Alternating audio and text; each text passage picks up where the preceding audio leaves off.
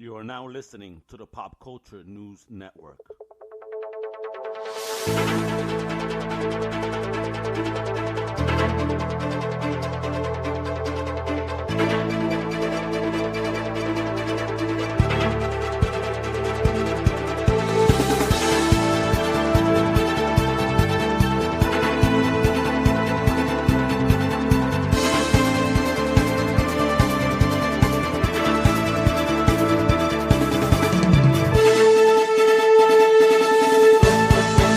Hey everybody, this is Al Mega. Welcome to a new episode of the Pop Culture News Network. And once again, I'm joined by the CEO of Critics, the one and only Klep. What's going on, bro? What's going on, world? What's going on now? Yo. Today we have an awesome and very special episode.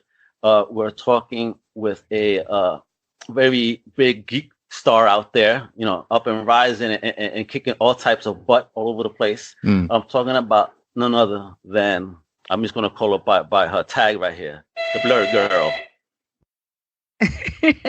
What's up, everybody? I'm Karama, aka the Blerd Gurl. I guess I should say I'm a freelance geek journalist. I have my own site, theblerdgurl.com, and I also have a weekly column over at SciFi Wire called Indie Comic Spotlight. And I'm on a bunch of podcasts, including Sci-Fi's Who Won the Week, 22 Days of Marvel, my own podcast, and another podcast called The Radical Geeks, which I do with Angelique Roche from Marvel. And that we record in the basement of a comic book shop in Brooklyn every month with a live audience. Oh, what? It's a lot of fun. We're in Brooklyn, because I'm from Brooklyn originally. Anyone Comics. It's over, it's off of Bedford. Off of Bedford? Say word. Yeah. I grew up in Greenpoint. Okay, I'm in Bed-Stuy, so. Say word. I gotta check out that shop. Because going back home, I didn't have too many local shops. Oh yeah. I mean, the shop's only been there a couple years, and it's a really great. It's one of the last like neighborhood shops, and we wanted to not to take advantage of the space, but also help out the owner Demetrius, who's really really cool. And so every month he gives us his overstock, and that's actually our free gift to a lot of the fans that come out. So it's also a way to help him way to help him clear his the stuff that he can't sell too, which is great. People have gotten a lot of really good stuff that way. You must have a hell of a collection right now. So we're talking about Brooklyn. We're leaving Klep out of here. Yeah, right? man. He's I'm a sorry. Boston native over here, you know? Massachusetts, you know what I mean? No, my collection used to be pretty big, and then it's funny because I have so much digital now. It's just because of space, because of New York. Yeah. But I do have a storage space with several long boxes. But yeah, it's interesting. I didn't grow up collecting comics because they weren't the comic book store. And it was out in Jersey, but the comic book shop like wasn't easily accessible. And my folks didn't look at comics as like a proper form of literary like the rest of the world. Reading. Well, yeah. Also, you know, I'm first gen, so my mother's from Bermuda and my father's from the States. So her whole thing is like everybody was all about education. So you sit and talk about comic books, but they didn't mind that. It's not like we didn't have any entertainment. So animation was my way in, and I also have to rewind a little bit. I come from a household of geeks. Like, I didn't know geekdom was a thing because this is just sort of how we lived our lives. Like, it was Star Trek or actually my dad with my dad. It was like Babylon 5 reruns, like all kinds of stuff.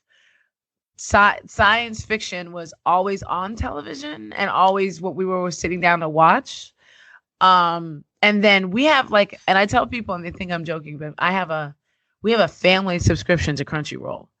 Like it's like we're serious. So I did get into anime and animation.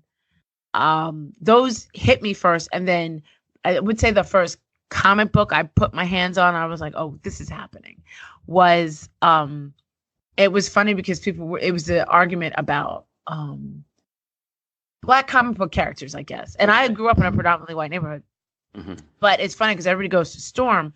But I had seen, and what influenced me was Monica Rambeau when she showed up in Spider-Man's annual. Right, when she showed up in the Spider-Man annual. And everybody knows the annuals they tend, they're like one-offs. Yeah. But I was like, who is this sister in this banging ass pantsuit? And an older friend of mine had the comic, and then I ran all over the place trying to find it myself. And that's sort of like that. I wanted to be able to talk about somebody other than, Storm, but I like other people. Wait, so did you set out to find a character that was different than Storm purposely and just happened to run into Monica? Yes, I'd had an argument about like there's definitely more, and I couldn't ask my brothers because they were like, "Who cares? It's Iron Man, it's Captain America, it's X-Men," and then also you have to realize something. I'm the oldest. I'm the only girl. Even though my brothers did have comics and did have things like that, it was like, "Ew, you're my brothers." Ew. You know what I mean? Because that's how you are with your siblings. It's very, very funny how later in college they were like, I remember my brother was like, wait, so you have all my comics, like the ones I can't find. I'm like, yeah, basically. But we were all into them, but the animated series, I remember us all watching X-Men. I remember us all watching, and I'm a huge Avengers fan in terms of, and it's funny because I feel DC does animation better than they absolutely Marvel does. Absolutely. The one thing that they got right was the two things they got right. I would say it would be Avengers Assemble and Avengers Earth's Mightiest Heroes. Yeah, they got those right. Yes, but overall, DC like Doom and all those other things. Those were all. Did you see the new one, the TMNT versus Batman? I didn't, and it's funny because that's on the list of things, and it's so funny because now that I'm like actually writing and actively like making a living at this, it's so funny what the stuff that I want to watch and like many times gets put on the back burner, which is sad because everybody wants to talk about the super, super popular stuff. I was just saying that the other day about anime. Like in terms of literally having a conversation about anime and comic books, I haven't had an actual conversation about those two things in a while because all anybody wants to talk about right now is Avengers. Yeah. Yeah. Oh yeah. And Detective Pikachu, which is not bad. Yeah, I haven't gotten a chance to check out Detective Pikachu. One of my partners saw it and he was not happy, so I don't know if I want to take that trip yet. Well, here's the thing. I wasn't a big Pokemon fan. That missed me. I'm Dragon Ball Z. I'm I'm actually even newer than that. I'm a huge My Hero Academia fan. But but I enjoyed it as a person who does not know. Like I have a concept of the older gen of Pokemons. I get it. I understand why people who are diehard fans might not love it, but I was in a theater with literally like 8 to 80, like little kids and grown-ups who were like all about this. Like they were about this life. And everybody seemed to enjoy themselves. I did hear a few moans in the middle, but I think it's because the story as a whole kind of slowed down, and I'm not going to spoil it, but I just feel like the second act of the movie kind of slowed down a little bit, and I was like, this could have been a little shorter, kind of like Endgame. I just can't get past the whole Ryan Reynolds voice. Like I love Ryan Reynolds, but I don't want to see Pikachu as Ryan Reynolds. Some people couldn't get past that, but it actually wasn't bad. The animation in this movie is really, really, really good. I was surprised, and I want the entire Detective Pikachu team to just, now that the movie's out, take a little vacation and then pack up and go over and help the Sonic people. That's what we had a Sonic conversation. Even Pride jumping onto the phone with the director got the memo. I mean, he said he's making changes, so let's hope he. But I want those changes to include the entire animation team from Detective Pikachu. Oh man, beating them. It looks like a little familiar. Like the similarities are there. I wonder who's behind that. We got to check that out. I'll see who's behind it. I just feel really bad for James Marsden because he just can't get a good movie. Like Cyclops, everything. Like he cannot get a good movie. Yeah. Or 28 Dresses or something. I don't know. Is that the best movie? I just feel bad. Blerd Gurl got to make a movie and give him a good role. That's what's gonna happen eventually. Pipeline. All right, so you've gone into this world of geekdom, right? And where did you start kind of then, sharing and gaining this community? What were your first steps into the community, if you will? It's really funny. I did not plan on it. I've been freelance for a while. Let me back up a little bit. I'm an editor by trade. I've edited commercials and promos for networks and stuff like that for years. That was my thing. And I had a serious health issue back in 2013. I actually had a stroke. And it shut down the left side of my body. And yeah, no, I'll get into it's Heart Health Month, so I'll get into this. Everybody seems to think that everybody that has strokes is 80, and that's the reason why so many Black folks have them, is because people think it couldn't be happening to them. But my father, who's no longer with us, he passed away of one. Every single one of his siblings has one. I was sort of, I don't want to say I was slated to have one, but it's definitely runs in my family, so I was at a higher risk. But the long and the short of it is, I was working on a project in Philly for, it was National Geographic. I was working on promos for Discovery Channel and National Geographic. I was in Philly when this happened. And I remember, I'm okay now, but I had the whole left side of my body shut down. And it was 3 months of like learning how to walk again and use my hands again and things like that. I'm very lucky. There's people that I was in the hospital with that will never get out. And that I was in rehab with that will never leave. But I remember when I was there, I had friends who were sending me comic books and things like that. And I was watching movies and everything. And I remember thinking, okay, first of all, I'm clearly, and it wasn't just stress. I will just also say that stress does, and can lead to strokes. Yeah. Yes, I did have stroke. I did not have high blood pressure before I had the stroke. No. I was vegan. So that was not my diet. It was something that was hereditary. And then the stress in my life didn't help. But I tell people all the time, anybody can have a stroke. So I'm just very lucky that I was living so healthy beforehand that I was able to recover. Because that's really what health is. It's not about not getting sick. It's your body being able to recover. It's when you can't recover. Right. It's when you can't recover that you have to stay on the medication. And then it's a whole nother lifestyle thing. But I was there going, when I get out of here, I am going to really commit to doing something in my life that I enjoy. And it's not that I didn't enjoy editing or video and things like that, but advertising had gotten very stale. It's also just very competitive. And I the seeds for the blerdgurl.com started there, but it started on a Tumblr page. So I literally kind of started it on Tumblr, posting about art that I liked, comic book art that I like, comic book artists that I like. And there was a lot of talk back then about, there's not enough, not just diverse creators. They weren't talking about that so much, but it was this was sort of 2015-ish. People were more talking about not that many diverse characters. And I was trying to shine a light on all the characters that I had seen since Monica Rambeau that were of color that I felt like a whole bunch of people didn't know because they didn't collect comics at that time. So I was telling people about, everybody was talking about Sam being Black Captain America. I'm like, yeah, but let me tell you about, Isaiah Bradley. Let me tell you about, Static. Let me tell you about some icons, some hardware. Come on. Right. Some hardware, stuff like that. Even X-Men. People, I was on, yesterday was X-Men Day. And I was doing my annual listen. There's a whole bunch of characters that y'all need to, check out. And I've been saying for a while now, Oya is one of the worst used, kind of like Monica Rambeau, X-Men out there. I'll put it to you this way. For those of you who don't know who Oya is, Todoroki is the Oya of the X-Men universe, of the My Hero Academia universe. Okay. So Todoroki, we know he's hot and cold, right? Oya had the exact same powers. And she was fire and ice. She's schooling. Yeah, right. And so it was one of those things that I was like, that's what I did on my Tumblr. I would just put up art. Also, I was highlighting artists that people weren't looking at. So I was, just putting up art, putting up content. Yeah, doing your thing. Stuff that you and then somebody was like, a friend of mine was like, oh, you should write some stuff too. And I'm like, I don't know, this is sort of kind of a hobby. But then I wrote a little list, and it's funny because listicles are now the thing. But I wrote a little article called 25 Reasons You're Not Making Any Money at Comic-Con.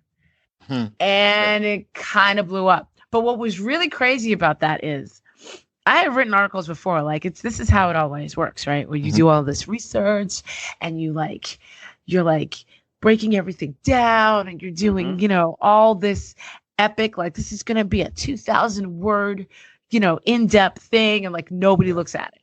But the thing that you write at 2:00 in the morning when you're pissed off, like 25 reasons Comic-Con, goes viral. And then the very strange thing about it is when I first started my Tumblr, it was not called the Blerd Gurl. It was called Derpy Girl. And what happened was I had somebody who was one of my followers, really nice person, that was like, listen, just so you know, derpy doesn't mean the same thing you think it means. Now, growing up for me, derpy was just somebody who was clumsy. And anybody who's ever met me knows that that's what that is. But apparently 4chan had gotten a hold of it when I was using it and decided that it meant anybody with a mental disability. And I've got people who are autistic in my family and stuff like that. And I'm like, I can't. I don't want to, that's not who I'm going to represent. So I'm going to change it to the Blerd Gurl. But let me put up my little article first and then I'll switch it over next week. Yeah. So I didn't realize that the article would go viral. So the article went viral under Derpy Girl and then I had to change my brand. Wow.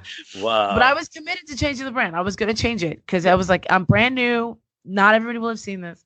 Yeah. And I said, I can always repost. So yeah, the Blerd Gurl is now where that lives. But then I started doing more of that on my site. I said, okay, well, I'll write a few more articles. And for those of you original Tumblr users, you know that like it's not the best place for blogging, even though people do it. A lot of my writing was all over on like, I don't know. Actually, I was writing all over the place because it wasn't a focused thing. But then when I sat up and said, you know what, I'm going to do this for real. Yeah. And I've run websites before, like I can write code and stuff. I hate it, but I can do it. Cool. And so I said, all right, let me start Blerd Gurl for real. And I got my proper WordPress.org so I could own it. And immediately started putting more, I put some Captain America articles up. And my goal was really to shine a light on the unknown characters and some unknown artists that were of color in the industry. That was like my goal. I guess that resonated because it kind of took off. And it's funny because at that time I had a few people were calling themselves blerds, but I guess not that many people were. Yeah. Now it seems like everybody and their mother's calling themselves a blerd, which is fine. I don't have a problem with it. But it's weird because now I run into Black folks who are like, yeah, I don't like that term. And I'm like, okay. Like, I don't tell you. That was something else we were talking about too, because Klep was asking, blerd, is that why can't I just be a nerd, right? Yeah, like I see what you're saying, how it's like it's becoming like a thing now, and like everyone's using it as a term to empower, a Black culture and geekdom and fandom. And I look at it as like people are like kind of using it to separate us from others. And so I wanted to ask you about that. Like, what did it mean to you? Like, was it that deep, or was it just really you just putting a spin on the nerd word? You know what I mean? No, I mean honestly, it was an identifier. Yeah. So the people who, if I said I was the Blerd Gurl, they'd be like, people who identified as Black nerds would go, oh, all right, you in the family. Okay, you Paisan, I got it. At that time, there were not that many. I think it was Black Girl Nerds, me, Andre. and Black Nerd Andre, who was really funny. I didn't meet him until I started working with SciFi. And I will be honest, it's really, really funny because now that I know Andre, somebody needs to do a documentary about Andre. I'm telling you. He is amazing. No, he not only is he amazing, he is not like that off camera. Really? Off camera, he is so quiet. And it's like, man, are you all right? Like he is yeah, his energy is at a level 1,000. When the camera turns on, the moment the camera turns off, it's like, yeah, what's going on? How are you? Yeah, all right. You like, it's so funny. His on-camera personality and his off-camera personality are completely different. So on camera, he's totally the Black nerd Andre comedy. Off, it's like, Dre, you cool? He's like, yeah, all right, I'm gonna get a drink. I'm good. Like he's so not the same person. So but he's great. So yeah, there was not that many. And he was sort of identifying as like, hey, I'm the black guy who likes the cool, goofy things, and I'm goofy. And I think Black Girl Nerds at that time was an aggregate. It was a community of not just one person, but a bunch of different people, a bunch of different women who were coming together. Because Andre really didn't have much of a problem in the geek space because his was an identifier also. But as women at that time, it was hard to find other women who, like, I would talk to other women face to face all the time who were like a good friend of mine, huge Batman fan. Like, her first kid, we're like, okay, we know we got to get her, right? And it was Batman everything. Batman onesies, Batman, like, Gotham City diaper bag. Like, I mean, and these are women who now grow up, be moms or whatever, that are like, I'm about this fandom.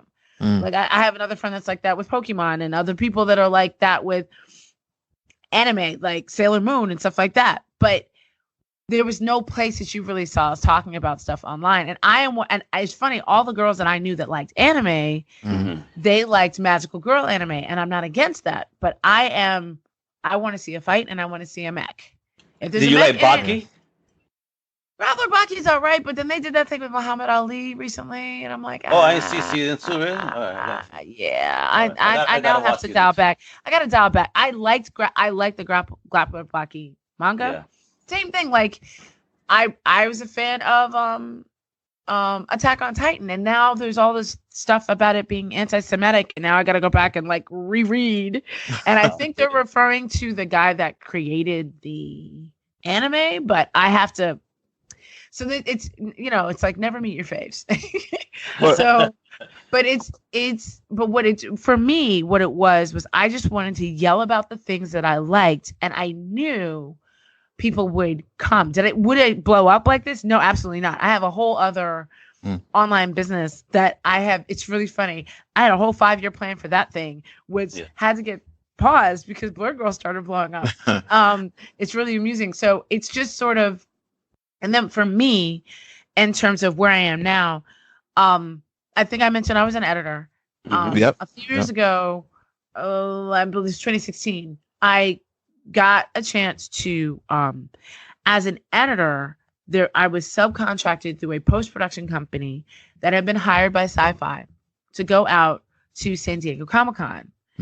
And it was a guy I'd worked with for a while. I mean, for years before, I hadn't seen him in a minute, but he was like, yeah, word on the street is, a little something about comic books, because his assistant I had trained. And apparently they were in some meeting. They're like, we need some more editors that actually know this content. And they were like, what about Karama? And somebody was like, as usual, black women in the room that you don't see. And they're like, and they apparently in this meeting, they were like, well, what does Karama know about comics? And my assistant was like, have you ever had a conversation with Karama? Like, ever? Like, for more than 10 minutes, have you ever talked to her? Clearly you haven't. So I get this call that was like, how would you like to go to San Diego Comic-Con? I was like, yes. Like, I'm sorry. Right, because it wasn't just go to San Diego Comic-Con. We're like, we'll pay you to be there. I'm like, yes. Again, yes. So, double yes.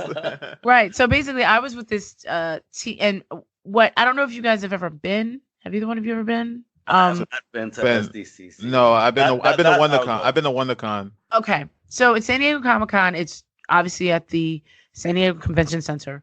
The hotel, to the Marriott, which is basically right next to it and attached to it. At that year, SciFi took over the entire top floor, and they turned the entire thing into a studio. So every single hotel room and suite was turned into like edit room 1, edit 2, camera 1, green room. Like, they just took over the whole thing. And like out on the area where I guess people get married or something, they turned that into a stage, and they had a live stage with Zach, what's his name? The guy that's playing Shazam right now. Yes, Zachary Levi was the host.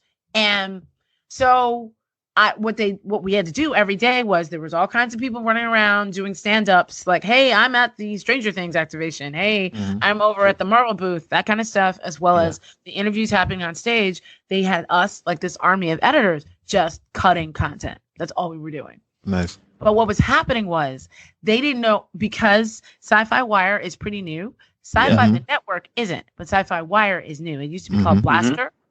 And after Blaster got bought out by Sci-Fi, became Sci-Fi Wire, and USA and Sci-Fi Wire are owned by NBC Universal.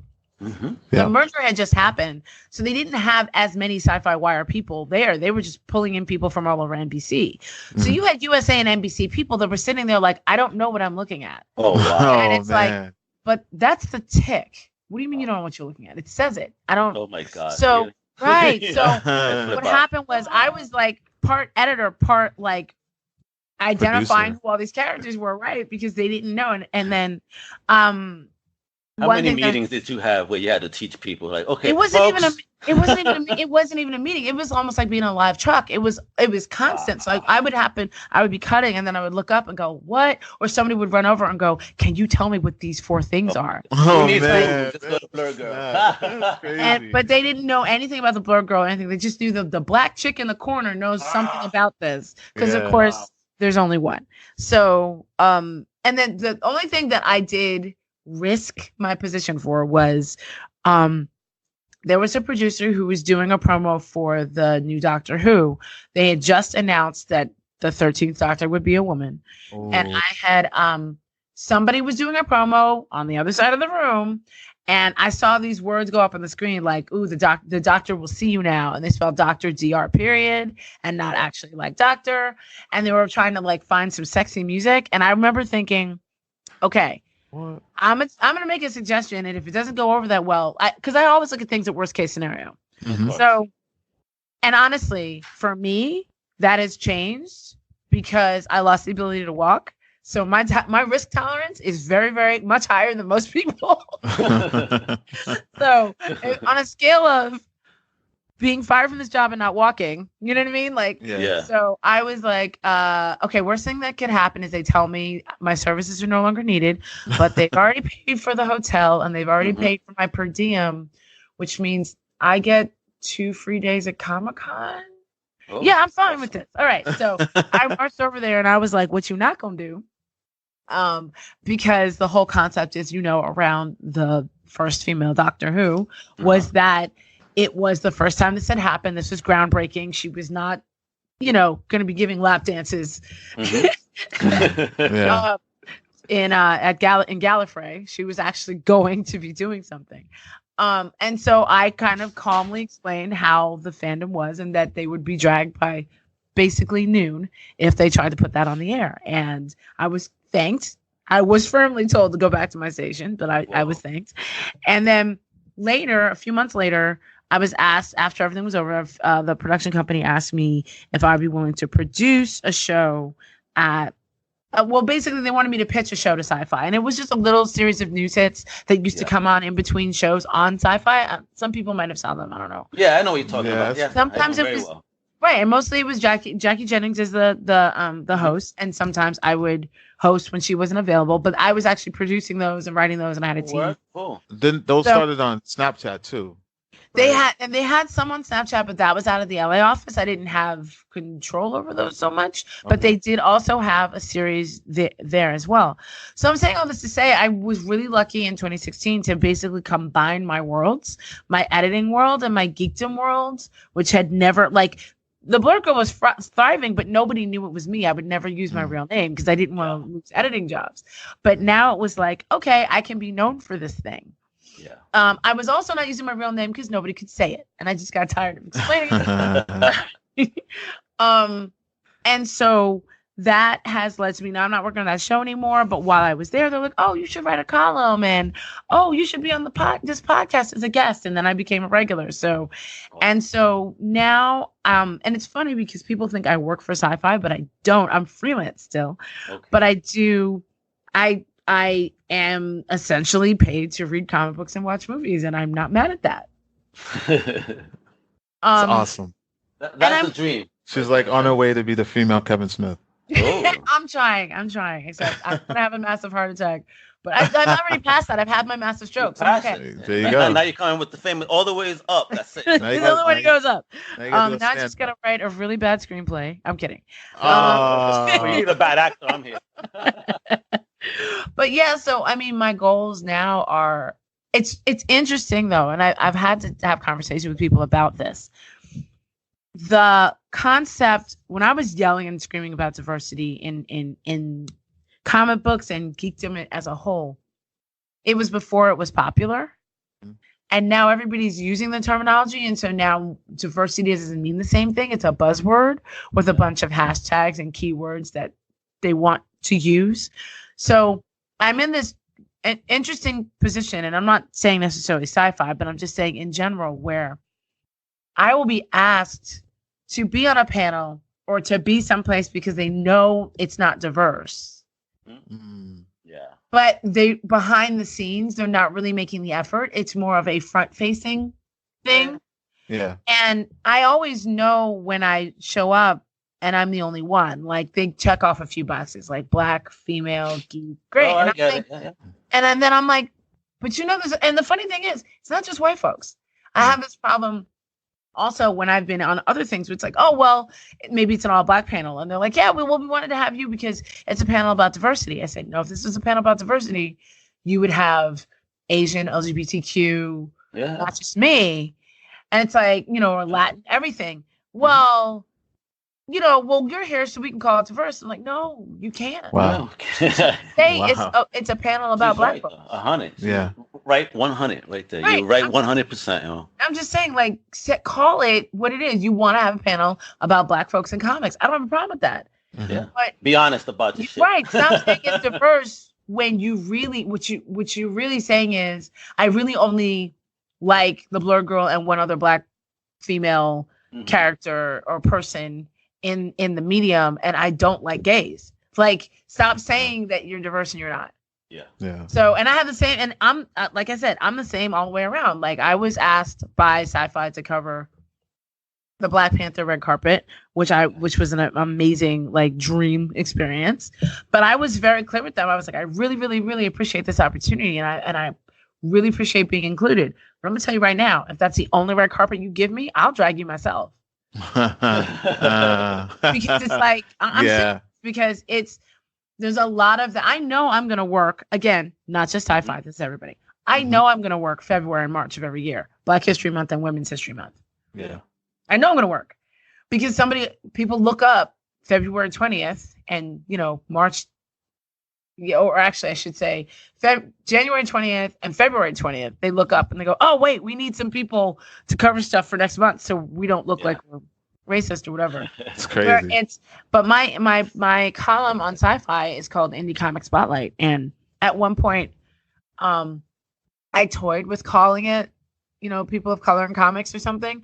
But I'm not doing that because I interview white people, black people, Asian people, people who are queer, people who might be purple. I don't know. I don't see. I get you. There's no need to further even divide the line. Just it's just everybody. it's if I welcome everybody, exactly. And it's indie. It's everybody because we're big indie. I'm a big indie fan. So, right. And there was not a lot of and a lot of people. It's funny, and I'm going to ask you guys this: do you guys consider Valiant and Image indie comics anymore? Well, no, because for me personally, let me stop. Before Klep goes, for me, there's 3 tiers. There's the big 2. That's what it is. Then there's the Premier League. And then you have the indie. And Image is definitely in the Premier League. And Valiant at this point in time, especially after, the being bought out with a movie company and all, they have big plans. And they're going into Premier right now. They were independent for a bit, maybe when they first started, the first 2 years, but they're Premier to me. Yeah, once you start getting like television and movie deals, you're in the big leagues. The Premier. But the one thing that I do give Valiant though is that they don't put out like Marvel. They don't put out 356. Thanks God. They have a very I don't want to say limited run, but they keep their run pretty regular. You could buy the whole universe and not hurt your pocket. Exactly. At the end of the month. She said Marvel. I mean. This month, I believe they released about over 140 titles. Yes. I mean, really at $3 a pop, if you really were a full-time collector, no way. No way. And I mean, even I can't afford it, and I get reimbursed for a lot of my stuff. I can't afford to buy everything that Marvel has out there. I can't.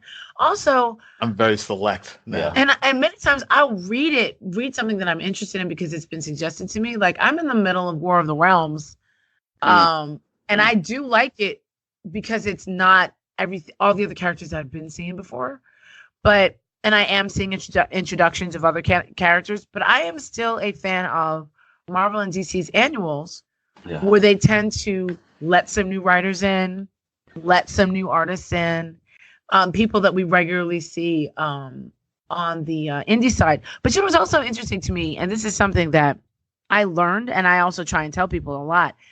People are like, oh, well, since you promote indie, why are you also talking about, the big two sometimes? I said, because the artists and the creators, those are the people I'm trying to support. Yeah. And I know a lot of artists and creators who, yes, they work for Marvel and DC, and then they go off and do their creator-owned stuff with Image. Absolutely. Yep. And it's like, I'm not to say, for me, to say I'm going to be out here. Now, trust me, Marvel and DC have made some mistakes. I have written about those mistakes.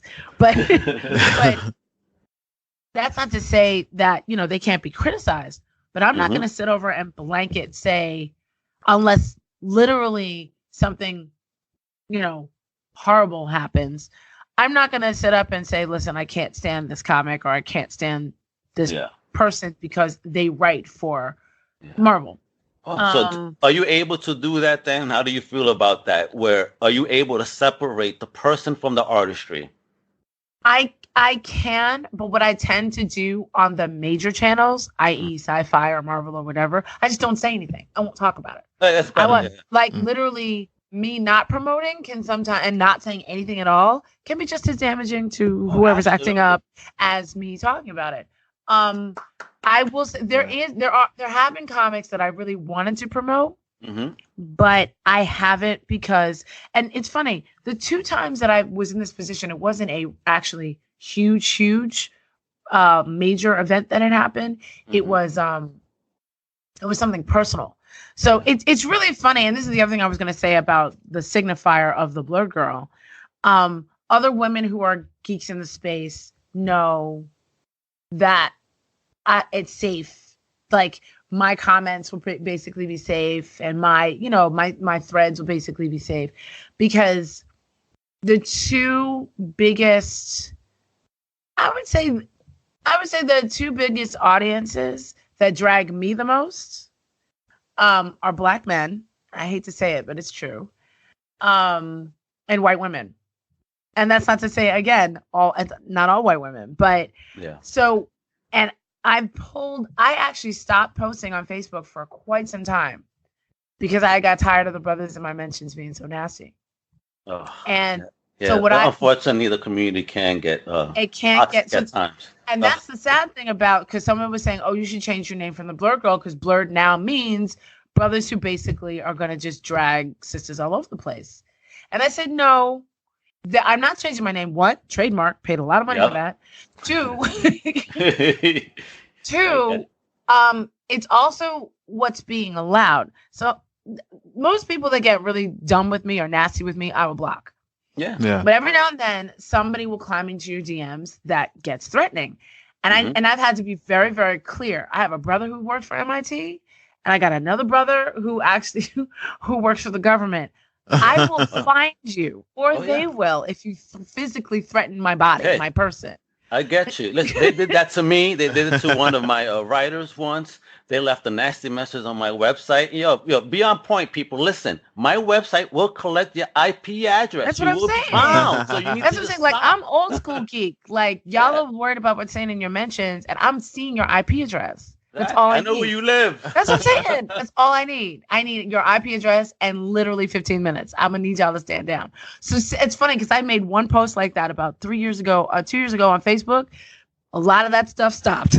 Oh, yeah. I did it the other day. Someone on my team reviewed the new Black comic, and someone decided to leave a stupid comment on the site. I removed it, of course. But, I immediately sent the message, hey, if you decide to leave a racist message next time, I'm going to share your email ID and your IP address. Test me. Right. And the sad thing is, I'm not saying that we need to be all out here fighting all the time. No, we but don't. I am not going to go back and forth. Like, it's very clear sometimes somebody leaves a certain comment. Also, especially on Twitter, if somebody leaves a certain comment and I go and look at their page and they've got like 5 followers, it's clickbait. They want the followers. They're trying to, or it's a bot. It's been proven that a lot of these bots are targeting Black women. So I don't really engage there. If somebody wants to have a discussion, we'll pull it into DMs. If you don't want to have a conversation with me in DMs, it means you really want this to be public. And I'm not giving you that. I'm not giving you that. Okay. So, but I'm saying all that to say that I've had to change how I talk about things I don't like. Because I'm not trying to get anybody fired either. Exactly. But it's really interesting. The personal stuff that I've had to not promote.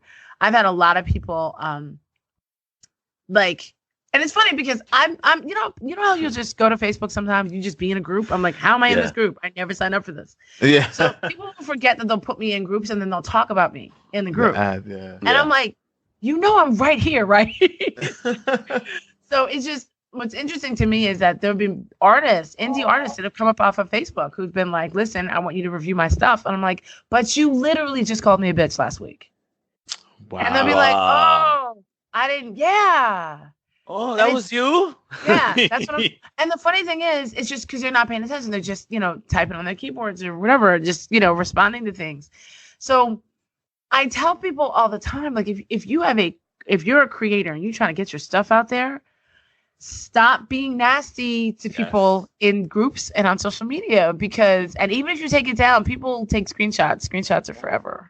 Oh yeah, there's actually even an archive page where they'll take the screenshot, put it there, and you can't remove it ever. Exactly.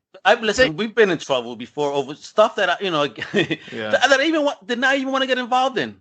So I hear you 110%. And then the toxicity comes, and you got to deal with a headache for a bit. And thankfully, it's never that big, and you could get past it. Because being like a movie critic, we get it a lot. Oh yeah.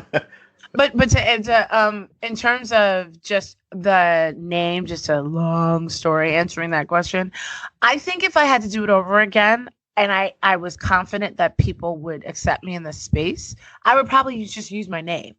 Yeah. But now because I'm branded as such, I just put my name in my description or whatever. Yeah. I can see now how somebody might not want to call themselves, because the term blurred has been used and abused or whatever. Mm-hmm. But I'm hoping that people see my brand, and when they look at my brand, they look at what I'm bringing. They'll go, "Oh, okay, no, she's about this. This isn't just hopping on a bandwagon." But I also, though, have always wanted to be a space for people who might not have read every comic book, might not have watched every animated movie, every series. Like, every day, somebody new is seeing you on social media, especially because the algorithm puts you in front of people that you have never seen. So, but unfortunately, to have conversations, sometimes I still get the guys who are like, yeah, but what did you really read, though? What does that mean? That's crazy. I'm like, okay, but we were literally having a discussion about one character. Now you're kind of trying to prove my street cred or prove that you are better than me in this conversation, and that's not what we came here to do. No, that bothers the hell out of me. It's like, why do some fans, particularly guys, feel so threatened? I love it. Put me on. Teach me, please. Let me just say something positive. Like I've been a fan for a while. I've been a supporter for a while. When you were kind of an inspiration for me starting my company almost about 2-3 years ago. I was just, doing what I do, late night searching the internet, and I came across you. I think it might have been either YouTube or I saw your website. You were the Blerd Girl at the time. Mm-hmm. And what caught my eye was the cleanliness of your website. And I was in the transition stage of starting what we do, and seeing that there were other people of color doing this. You and Andre were probably the first two that ever caught my eye. Oh, wow. Yeah. So, because like I said, where I'm from, there's not a lot of geeks that look like me, not a lot of geeks that look like Al. And just seeing you guys online and seeing how you did it kind of gave me a blueprint of how I wanted to do it. And I just want to know that there are people watching. I'm one of those people. I'm living proof that what you guys are doing, you particularly, it's been an inspiration. And I want to say thank you for that. Oh, thank you so much. No, I really appreciate it, because you know what? And that's a reminder to me, because think about it. You can have 500 good comments and likes or whatever, but the one that's bad is the one that you focus on. and I've learned to get past that. It's funny. And it's so funny that you said YouTube, because I'm trying really hard to get more stuff up on YouTube, but I'm so busy that I end up, and it's funny because even though you can't monetize it yet, I'm really starting to focus on Instagram and IGTV. I love Instagram. He's always telling me on Instagram. Also Instagram and IGTV, because especially now that you can like post part of your video in your feed, it goes to, and you don't have to have 10,000 followers or whatever to post something from your stories and do a swipe up to Instagram's IGTV. And so they haven't monetized it yet. But gone are the days that you're going to be able to make $1 million off of YouTube unless you're just doing straight tutorials. No, absolutely. So, a lot of I'm really focused on like Instagram now in terms of my video and stuff, because I've got a ton of it, and I'm just hard on myself too. Like I'll edit something like into infinity because I don't think, it's not done, and it doesn't look that good. And sometimes people don't care, they just want to see the content. So that's another piece of advice I would give. Like whatever it is that you're trying to do, just start doing it. But I appreciate also your comment about how clean the site was, because I'm a stickler. That's my editing and my graphics background. Like, I hate stuff looking like, it is 2019. Why does your site still look like MySpace? Like I have a problem with that. So for real. No, it is so clean. It moves very nice. No, it caught my eye. It was like the first thing I noticed when I stumbled across who you were. It was good to see people out there doing this, and it was a huge inspiration. Definitely. I appreciate that.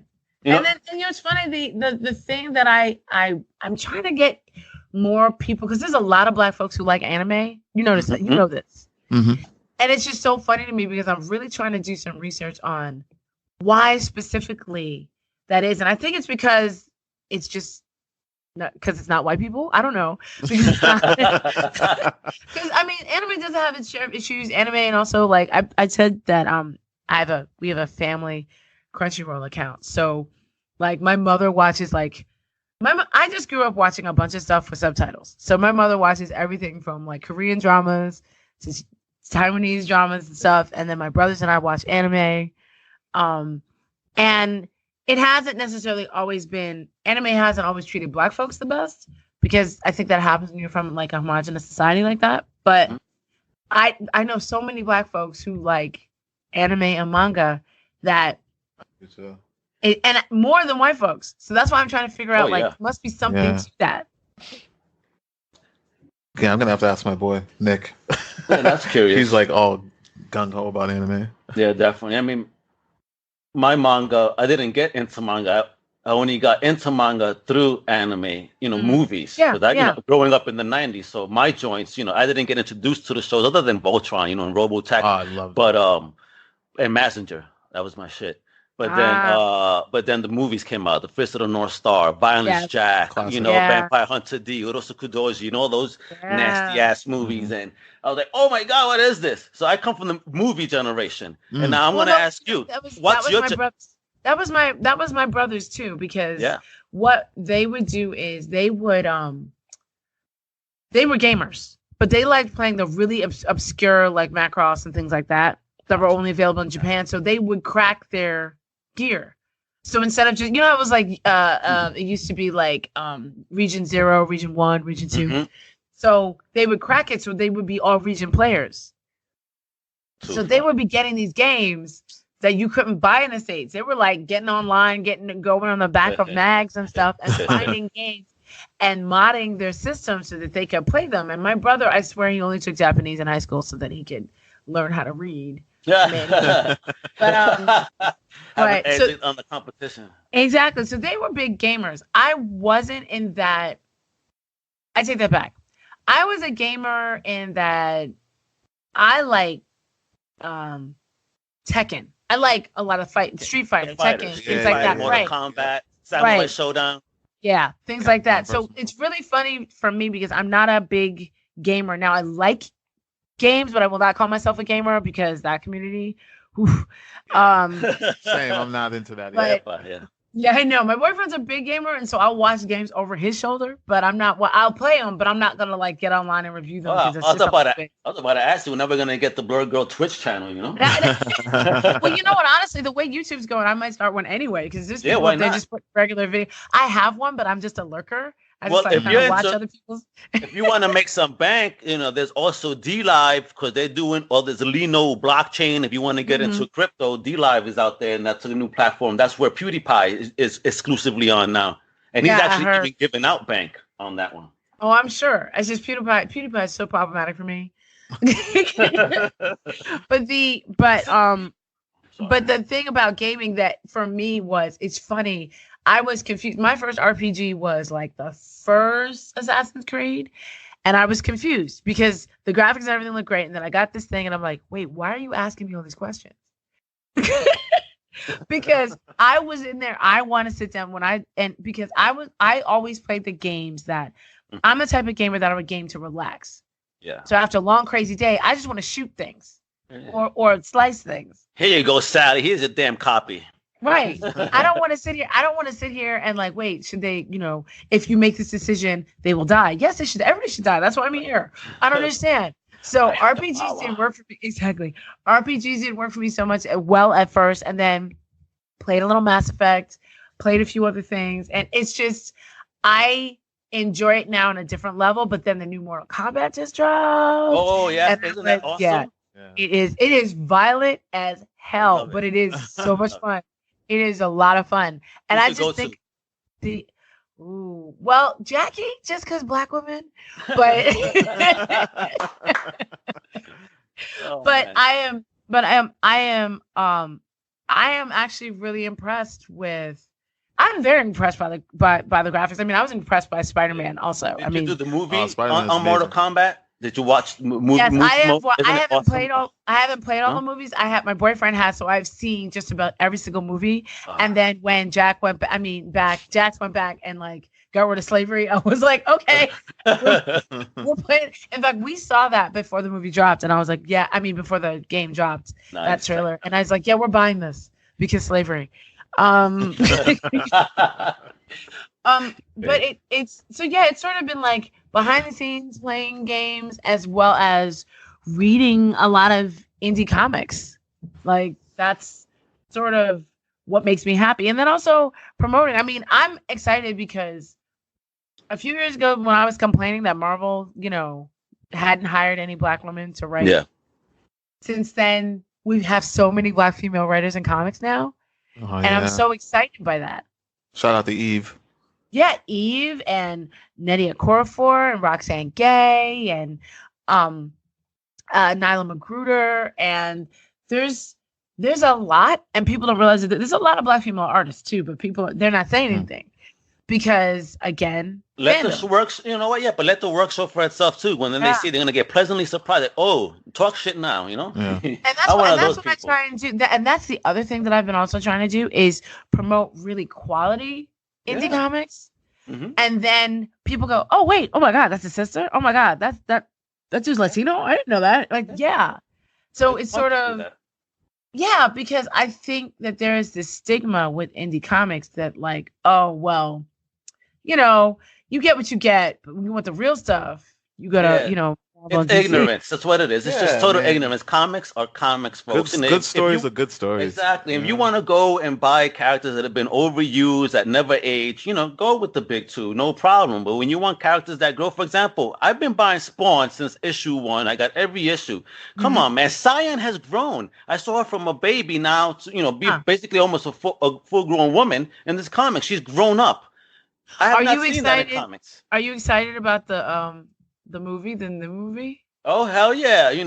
Todd says, I met Todd at Toy Fair this year. Shout out to Todd McFarlane, the Todd father. Mm-hmm. And, I'm very excited. It's going to be very horror theme based. We're going to see not too much. He's doing it with Blumhouse, so it's going to be horror. Yeah. It's going to be horror based. I think Jamie Foxx will kick ass as he will. I think the only thing that makes me nervous is that McFarlane is directing. I didn't mind him writing. No, McFarlane was suspicious the first time around. He goes based on the time, and there was a documentary, interview where he said at the time that he couldn't have a whole black cast. It was frowned upon, so you had to throw in and mix. And that's so fucked up. Yeah. At the time, I'm glad that he's back and he's going to do it his way. It's the same reason why people don't acknowledge Blade as the beginning of the MCU. Yeah, it is. Thank you. It is.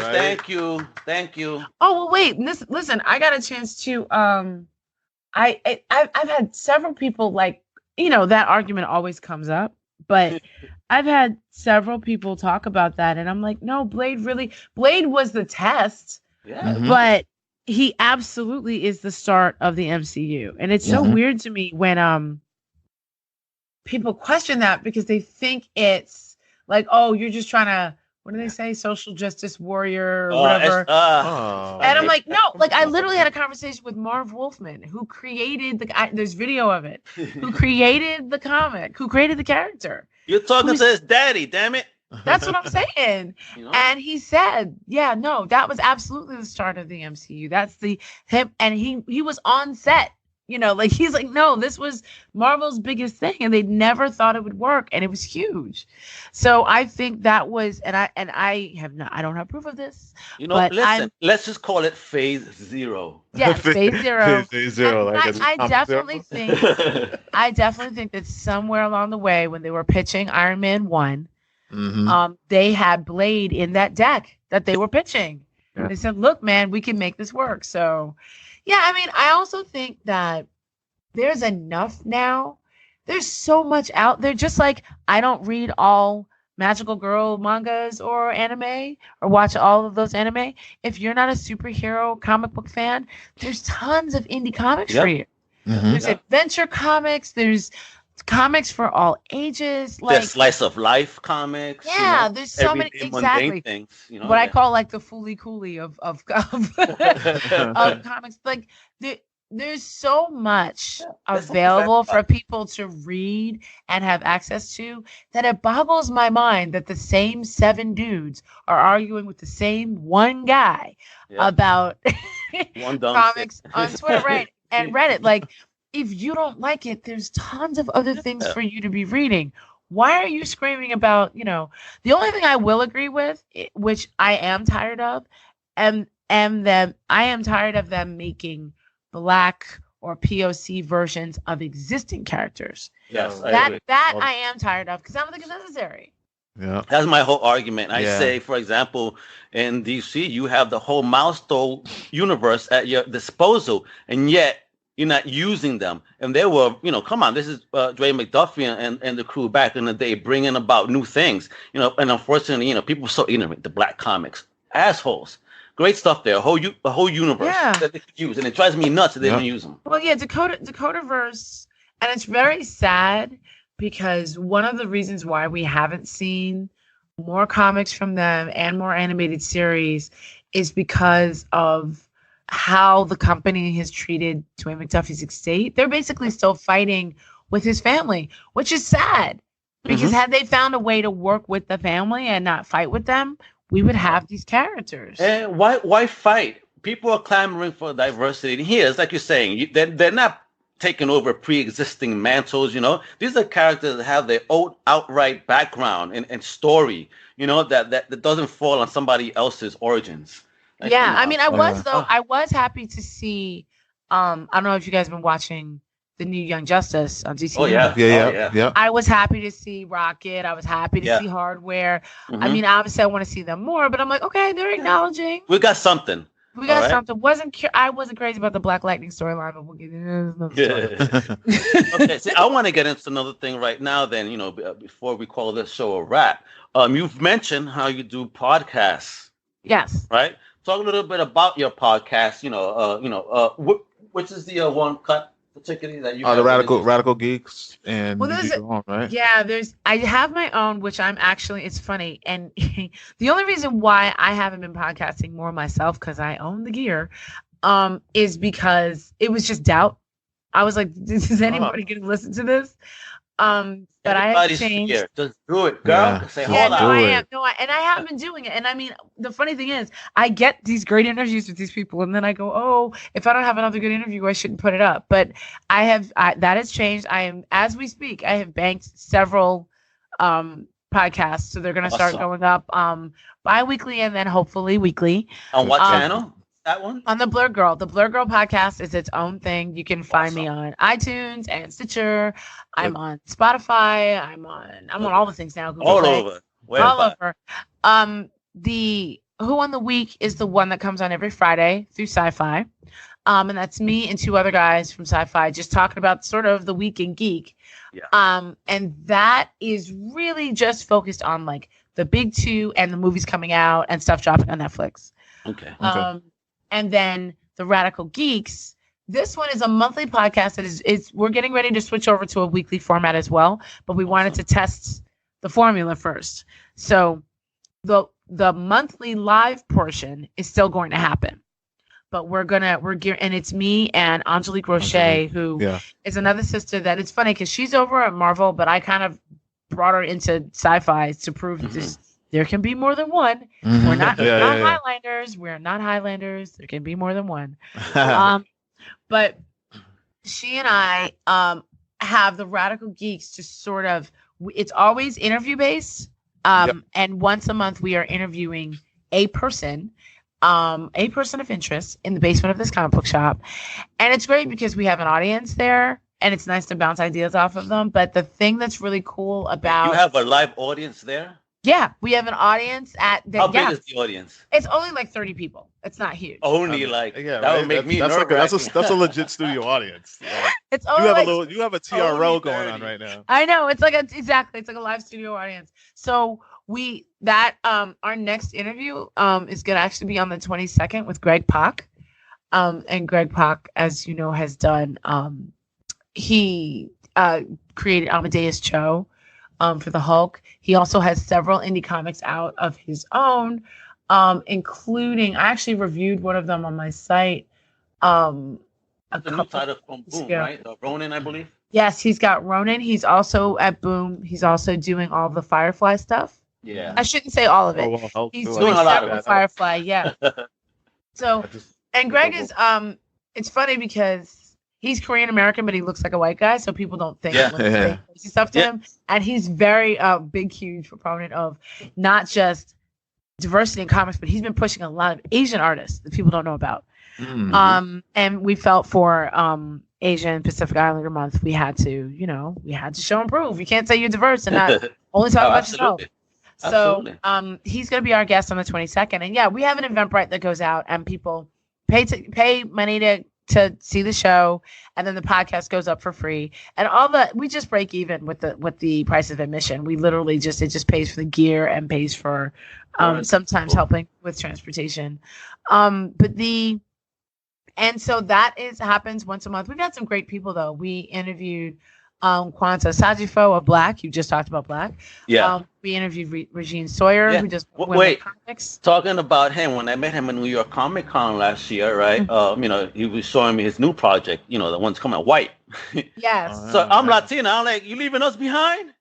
No, but they have Latino characters in there. I understand, but I'm saying my title. When I'm going to get my title, you Latino, be on the cover. I want to be on the you're right. cover. When you gonna be on the cover? Well, he told me. Wait, his response was, "I don't know enough Latino folks." I'm like, "Here's my email." That's terrible. That is not the answer that you give. Oh my god. That's the one I got. But and then the other the thing that's also great about it is we have all kinds of people. We had Dan Fogler.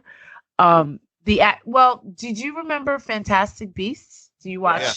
Yeah. Okay, so remember the Muggle that she fell in love with? The Muggle is the person that's doesn't have magic, but he was in Fantastic Beasts as well as Crimes of Grindelwald. You're a Potterhead, huh? A little bit. I don't want to call myself a Potterhead because then that fandom's crazy too. I don't know all the things, but here's the thing: I'm a big fan of the original series. I haven't been as huge of a fan as the Fantastic Beasts and Crimes of Grindelwald, but it is a beautiful. It is the whole fandom. Once they figured out how to make diverse magicians, I was happy. But he starred in that. He also starred in that really funny movie, Balls of Fury, with Christopher Walken. Awesome movie. But he also is an indie comic creator and a comedian, so he was hilarious. So we've got tons of different people, on there. But I personally am gearing up to do a lot more podcasts, and I got encouragement also from Orlando Jones, who, if you guys haven't heard my episode with him, if you haven't heard my episode with him, you need to check it out. Because I love him on American Gods. But people don't realize that Orlando has been around for a minute. not just as an actor That's the and a Brooklyn thing. We comedian. both came out minute. Yeah, but that's definitely Brooklyn. Because if I was in Philly, it would be John, I think. And then if I was, I don't know what they say in Boston. I don't know what the phrase is. We in say a Boston. minute. A minute. Grip. Okay, cool. Or It's the East grip. Coast. Oh, grip. Yes. So yeah, Orlando Jones is. If you get a chance, and I'm not bragging that he was on my podcast, although I was very happy about that. Shameless plug. No worries. I'm telling you, but he dropped knowledge. You think I was dropping? He literally. People think he's just a comedian and an actor. He has been an editor. He has been a producer and a writer for years. Wow. Like he was an intern and a writer. He was a writer on A Different World. Word? Back then? Yes, people remember him as the 7-Up guy. Yeah, I remember 7-Up. 90s. But people don't realize that he was the 7-Up guy because he owned the advertising agency that 7-Up hired. Oh, so he placed himself. Yeah. That's what I'm saying. So Power move. Yeah. it is, but he helped create the show The Rock. He executive produced Drumline. So he knows geekdom and fandom from a producer and a writer perspective as well. And he's a wealth of knowledge if you are trying to be in this business. So I tell everybody who listens, just go listen to that podcast because he was dropping. And I remember at one point when they were casting for Black Lightning, he was up for the role. He was. Yep, he was. So there's a lot.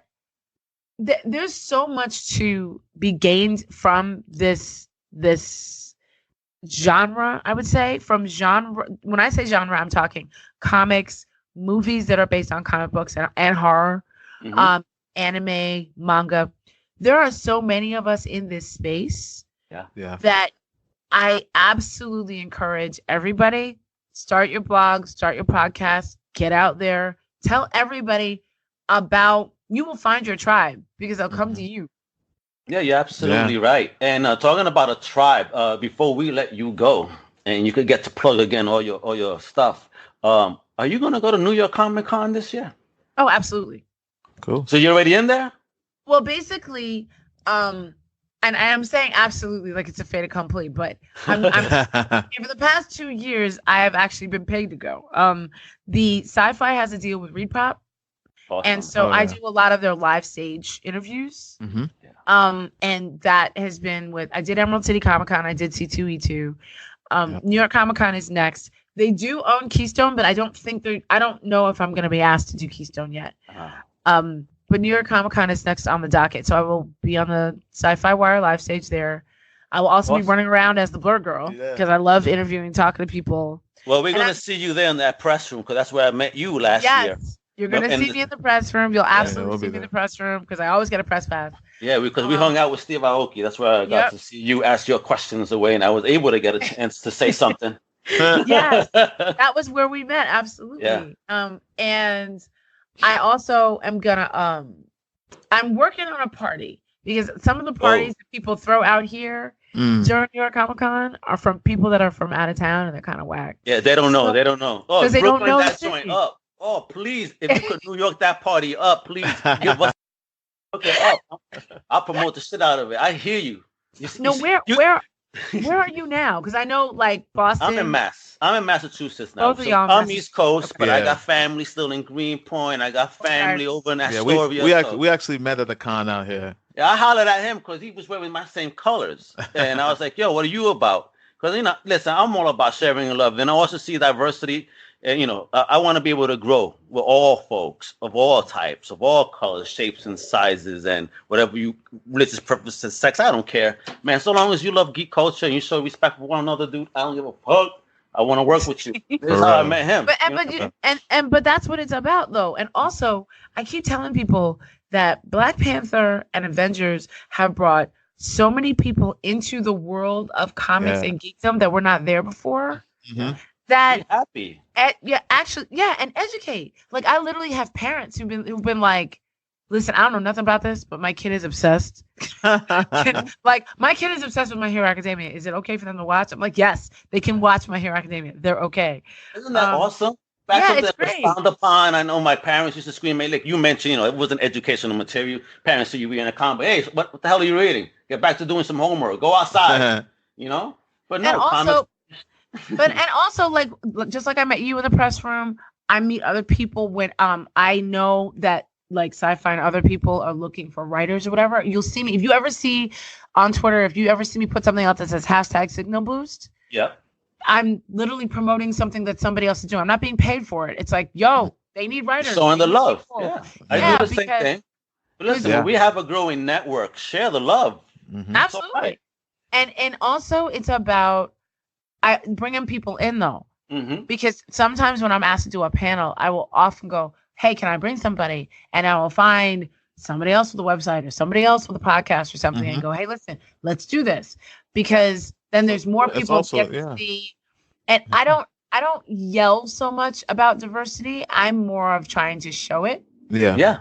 So like people who've come down to when I had that shoot going with SciFi, people would come to the set and go, oh my God, this is so diverse. And I'm like, really? This is Brooklyn. Exactly. Because I mean, I don't. Those of us who are in that the buzzwords that people are using, like I don't sit up and go like I'm gonna go find my Latino American friends now. I'm gonna go find my Afro Caribbean friends now. I call up, yo, where Pia at? Where's Tio at? I'm like I want to hang out. That's the universal holler right there. Yo, what you up to right now? Exactly. Doesn't matter who the hell you are. And so I commend you guys for like putting that into geekdom, and any way I can help, where to find me. But exactly, tell folks where to find you right now. You can find me, the Blerd Gurl, TheBlerdGurl, all over the interwebs. But y'all know I get mail on Twitter. But Twitter and Instagram are the main places that you're gonna find me. And yeah, if you could, I also have a newsletter because people get confused where are all the places to find me. So if you go to the Blerd Gurl, you see at the very top, there's a newsletter you can sign up for, and it'll tell you. I'm always telling people where I'm at, what I'm doing, and what other people are doing.